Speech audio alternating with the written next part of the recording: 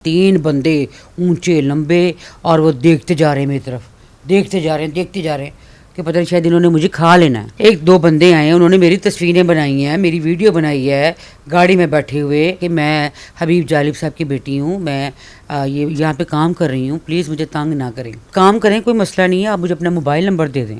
मैं अपना mobile number दे देती हूँ। मुझे क्या पता था कि ये कुछ अभी होने वाला है मेरे साथ। ओ, ये ढाबा किसने लगाया है? ओए, ये ढाबा अगर आपने यहाँ पे दोबारा कल से लगाया ना तो इसकी जिम्मेदार आप खुद होंगी। तुसी ने 5000 रुपये नैना नू दे दो हफ्ता, ठीक है? ਤੁਹਾਡੇ ਕੋਲ नहीं आएंगे। 1000 रुपये रोज़ाना का उनको देना है, अपना कॉरपोरेशन वालों को, और जो ये जो गुंडे हैं पैरा फोर्स वाले, इनको 5000 देना हफ्ता। महीने का 50,000 देंगी आप हुकूमत को कि मैं जी रोड के साइड पे जो है ना अपना कारोबार करने जा रहा। मैंने करनी है, कमा के मैंने इनको देना है, भत्ता देना है, भत्ता। ला इलाहा इल्लल्लाह मुहम्मद रसूलुल्लाह। ना तो मेरा कोई एजेंडा है, ना मुझे पीपल्स पार्टी वालों ने ये कहा है कि आप ये करें, और ना मुझे अपना नून लीग वालों से अब कोई इमदाद चाहिए। मरीम नवाज़ मेरे लिए कुछ करना चाहती हैं तो खुदा का वास्ता मैं आपके आगे हाथ जोड़ रही हूँ। इन गरीबों को, इन मज़दूरों को, इन मिस्त्रियों को, इन दिहाड़ीदारों को, इन औरतों को ना तंग करें। अस्सलाम वालेकुम नाजरीन, मैं हूं आपका मेज़बान सैयद अरम अब्बास। पैरा फोर्स ने मरीम नवाज़ की रेड लाइन क्रॉस कर दी। अगर यहां पर स्टॉल लगाना है तो महीना भत्ता देना पड़ेगा, तकरीबन 50,000 जो है भत्ता देना पड़ेगा, फिर ही आप यहां पर अपना ढाबा चला सकती हैं। जितने भी बड़े बाप की आप बेटी हैं, इससे कोई फ़र्क नहीं पड़ता, हमसे बड़ा और कोई भी नहीं है। यहाँ पर अगर काम करना है, अगर कारोबार करना है तो भत्ता देना पड़ेगा, नहीं तो अपना स्टॉल उठाओ और यहाँ से चलते बनो। ये क्या वाक़या है सारा, मेरे साथ इस वक्त जो है तायरा हबीब साहिबा मौजूद हैं, इन्हीं से जानते हैं। अस्सलाम वालेकुम। वालेकुम अस्सलाम जी।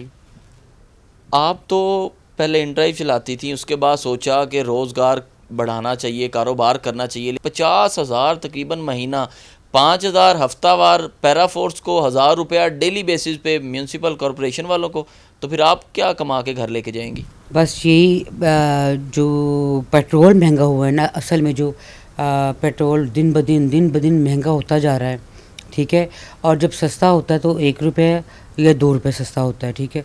और घर जो है ना इन ड्राइव से नहीं हो रहा था, अपना नहीं चल रहा था।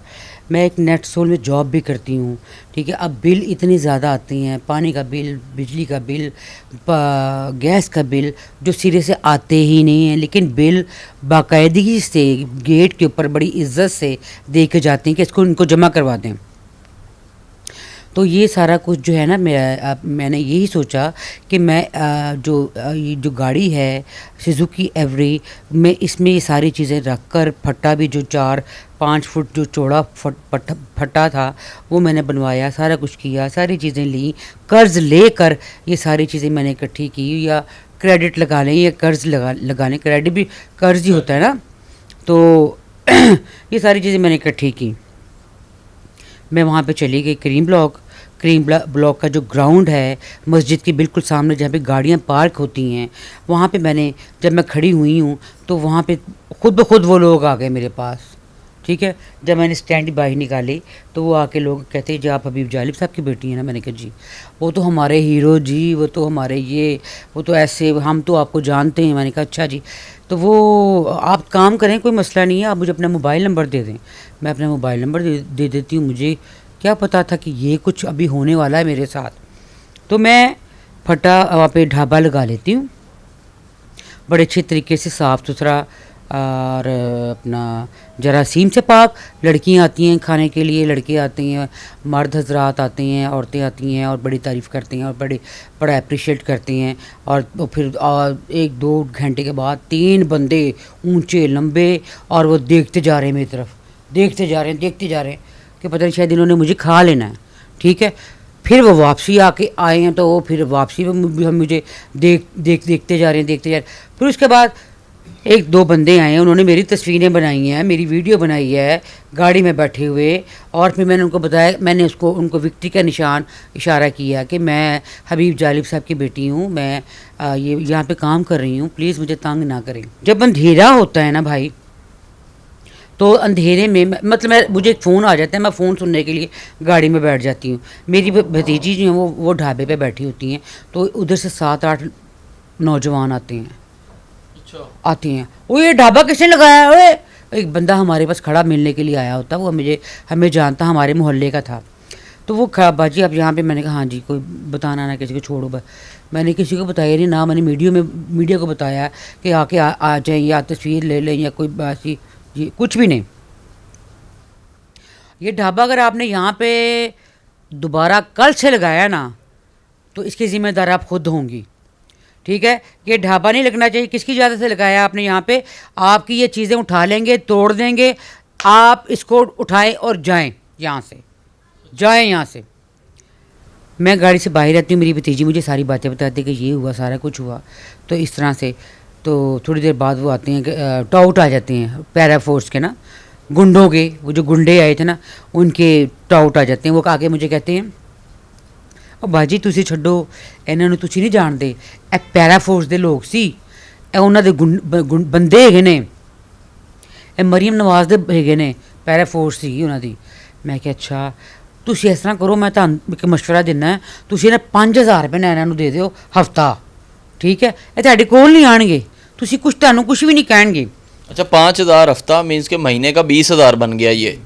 और 15-20 मिनट के बाद म्यूनसिपल कॉरपोरेशन के लोग टाउट आ जाता है। वो आके मुझे कहता है बाजी इन सबको ना मुझे कवर करना आता है, मैं फट्टे लगवाता रहता हूँ, मैं रेडियो लगवाती रहता हूँ, मैंने कैंटीन भी लगवाई है, मैंने बहुत सारे फट्टे लगवाए हैं। मुझे पता है कि किस तरह से काम करना है, मैं इनको रोक लूँगा। आप 1000 रुपये रोज़ाना दें हमें, आपका काम बड़ा चलेगा, ईजी बैठी रहेंगी आप यहाँ पे।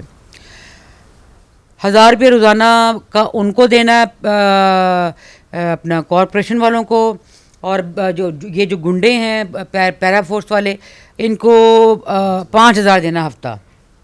महीने का 50,000 देंगी आप हुकूमत को कि मैं जी रोड के साइड पे जो है ना अपना कारोबार करने जा रही हूँ। मैं अपना नहीं करने जा रही, मैं इनके लिए करने जा रही हूँ। मैंने करनी है, कमा के मैंने इनको देना है, भत्ता देना है, भत्ता वो देना है इनको, ठीक है? फिर मैं ना घर आ जाती हूँ, और चुको सामान फटाफट, चुको चलो उठाओ, ठीक है? वो मैं सामान उठा के मैं घर आ जाती हूँ। मैं घर आके बड़ा रोती हूँ, रोती इसलिए कि मैंने इतनी अपना मेहनत की इसके ऊपर, और बड़ी खुशी से ये सारी चीज़ें खरीदी, और उन्होंने मेरा तबाह बर्बाद कर दिया। मैं आके लाइव आती हूँ, लाइव आने पर ये सारे जो जितने भी हैं ना, SDO अपना ये कमिश्नर, और ये DCO, AC कमिश्नर, TMO, और ये पैरा फोर्स वाले, ये सारे जो है ना मुझे फ़ोन करने लग जाते हैं। और मेरा फ़ोन जो, मैं इनको फ़ोन कर करके थक गई। इन्होंने मेरा कोई फ़ोन नहीं सुना, मेरा कोई जवाब नहीं दे, कुछ नहीं। तो अब ये मुझे फ़ोन कर रहे हैं मेरे लाइव आने पर, कि लोगों के सामने हम बुरा ना बन जाएं, हमारी असलियत इनके सामने ना आ जाए, हम इनको यहीं पे पकड़ लेते हैं और यहीं पे इनके साथ तस्वीरें बना के सब यस कर देते हैं, सब ओके की आवाज़ देते हैं मरीम नवाज साहबा को, कि मरीम नवाज साहबा सब ठीक है, आप फिक्र न करें, टेंशन हमने कर लिया है, ठीक है? ये तस्वीरें बना के लोगों को दिखाना था, दिखावा करना था। ये हुआ मेरे साथ भाई, ठीक है? मरीम नवाज तो कहती है ख़वातीन तो मेरी रेड लाइन है, और हमेशा उन्हीं की रेड लाइन को ही क्यों क्रॉस किया जा रहा है? आपके सामने हालात हैं। मुझे इन्होंने कहा कि एक तस्वीर ढाबे के ऊपर लगाएं, एक तस्वीर नीचे लगाएं। किसकी तस्वीर? मरीम मरीम नवाज़ की।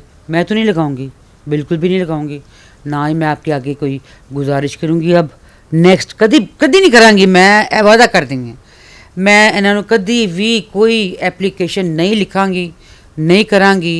मुझे कोई किसी किस्म की कोई हेल्प की ज़रूरत नहीं है, नहीं है बिल्कुल। तो आप उस पर क्या बिलावल की या जरदारी साहब की तस्वीर लगाएंगे? उन्होंने कभी कहा ही नहीं है, कभी देखा कि उनकी कोई कारोबार पे कोई तस्वीर लगी हो, या मैंने उनको कहा ही नहीं है कि मुझे ये कारोबार करवा के दें, मुझे कोई कैंटीन खोल कर दे दें, या मुझे कोई ये अपना ढाबा मैंने लगाना है। मैं नायब सदर ज़रूर हूँ, लेकिन मैं कसम खा के कहती हूँ, ला इलाहा इल्लल्लाह मुहम्मद रसूलुल्लाह, ना तो मेरा कोई एजेंडा है, ना मुझे पीपल्स पार्टी वालों ने ये कहा है कि आप ये करें, और ना मुझे अपना नून लीग वालों से अब कोई इमदाद चाहिए, ना मुझे उनसे कोई मदद चाहिए, ना मुझे कोई कैबन चाहिए। मैं मेरे साथ जो उन्होंने करना था वो कर दिया। और फिर ये अब नाश्ते लेके आ रहे हैं, वीआईपी मूवमेंट हो रही है, वीआईपी प्रोटोकॉल दिया जा रहा है, हम अपनी बहन के लिए नाश्ता लेके आ रहे हैं, हम आपको जो भी कहेंगे, जहाँ पे भी कहेंगे आपको वो बना के देंगे, कैबन बना के देंगे, पैसे भी अपने पास से लगाएंगे। कभी ये उन गरीबों के घर गए हैं जिनके सामान तोड़ देते हैं, जिनकी चीज़ें तोड़ देते हैं, जिनके फट्टे तोड़ देते हैं, जिन्होंने जो लोग गरीब लोग जो पता नहीं शायद कमेटी डाल के ये पता नहीं किसी से मजदूर उधार लेके ये काम कर रहे हैं, उनके ये कितनी दफ़ा जितनी दफ़ा वो लगाते हैं उतनी दफ़ा ये तोड़ती हैं। ठीक है, कभी ये लोग उनके घर गए हैं, उनकी बीवी बच्चों के पास गए हैं कि जी आपने रोटी नहीं खाई, आपका हमारी वजह से ना आपके शौहर को आपका सामान तोड़ दिया है, उनको हवालात में बंद कर दिया, उनके ऊपर FIR कर दी है, तो आपके लिए खाना रोटी नाश्ता हम लेके आए हैं। कभी ये किया उनके लिए? उन औरतों को मैं कहती हूँ कि अगर मैं हबीब जालिब की बेटी होके बाहर निकली हूँ, आप भी बाहर निकलें, काम करें, मेहनत करें। अगर मरीम नवाज़ मेरे लिए कुछ करना चाहती हैं तो खुदा का वास्ता मैं आपके आगे हाथ जोड़ रही हूँ, इन गरीबों को, इन मज़दूरों को, इन मिस्त्रियों को, इन दिहाड़ीदारों को, इन औरतों को ना तंग करें, इनको काम करने दें, इनको जीने दें, खुदा का वास्ता इनको जीने दें। मुझे आपसे कोई इमदाद नहीं चाहिए, कोई हेल्प नहीं चाहिए। आपकी रेड लाइन जो थी ना, ख़वातीन, बच्चियाँ और जिनका रेप हो रहा है, जो अगवा हो रही हैं, जिनका जो एबटाबाद से भी एक बच्ची अगवा हुई है, वो आपकी रेड लाइन तो गई, ख़त्म, बर्बाद हो गई।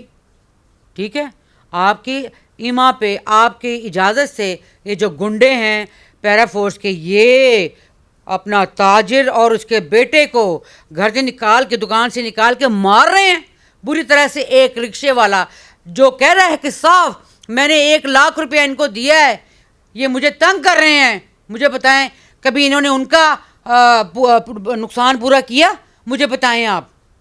मैं हबीब जालिब की बेटी हूँ इसलिए नहीं, मुझे कुछ नहीं चाहिए, खुदा की कसम मुझे कुछ नहीं चाहिए, मुझे अपने बाप की कसम मुझे इनसे कुछ नहीं चाहिए।